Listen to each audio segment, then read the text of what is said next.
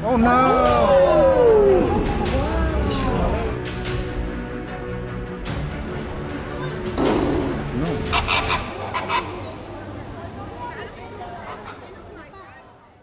So last week di ay kami uban sa akong misis ug anak niadto mig Abu Dhabi tungod kay naay lugar dito nga dugay na sigig pangandoy or isa sa mga pangandoy sa akong anak nga gusto maadto, gusto niya makalaag.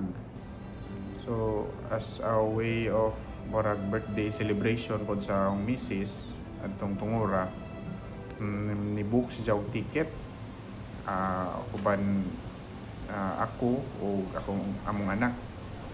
So niadto mi sa gitawag nilag SeaWorld Abu Dhabi.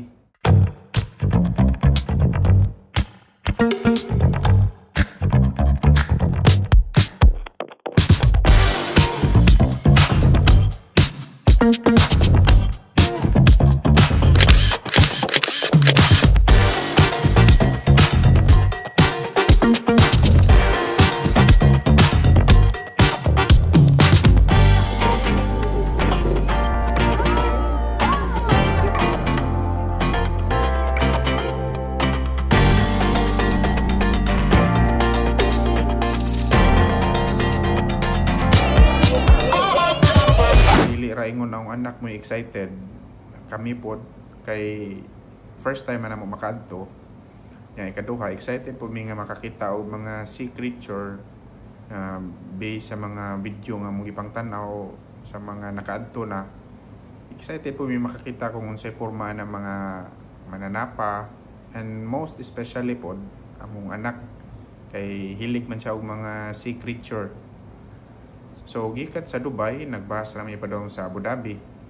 Nag-commute rami kay una gusto kong maka-experience og unsay feeling nga makasakay sa bus gikan Dubai to Abu Dhabi. Nya ikaduha para di na pud ko ma-pressure og kintay mag-drive ko nya kibawon ako nga si kapoy nga na ba may nang maglingkod ra. So moto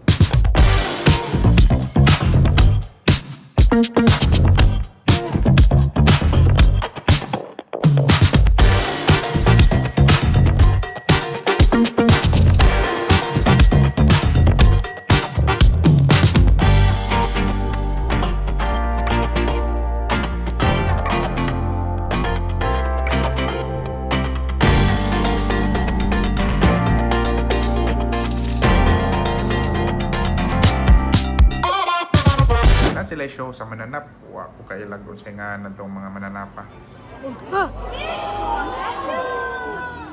Pero na kami nakita nga show pod, natanaw nga show katong mga dolphin.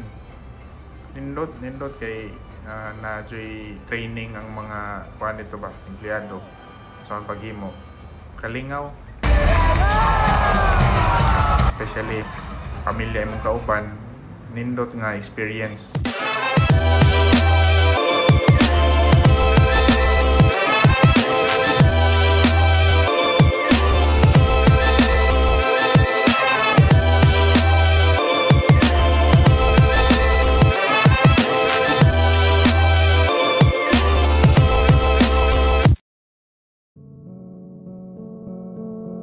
Usahay bisita sa trabaho guban pa mga buhaton, pero ingani nga mga pangitabo makapahinumdum nato nga ang kalipay ilabi na kung kauban imong pamilya o ang katawa sa imong anak mao jud ang pinakamaayo nga regalo nga gihatag sa Ginoo para nato. Maong ayaw kalimti nga hatagan og panahon ang imong pamilya. Dili kinahanglang mahal o daghan ang himuon, basta magkauban mo, magkatawa, mag-enjoy, memorable na kayo na. Mauni ang mga moments na dili na to malimtan.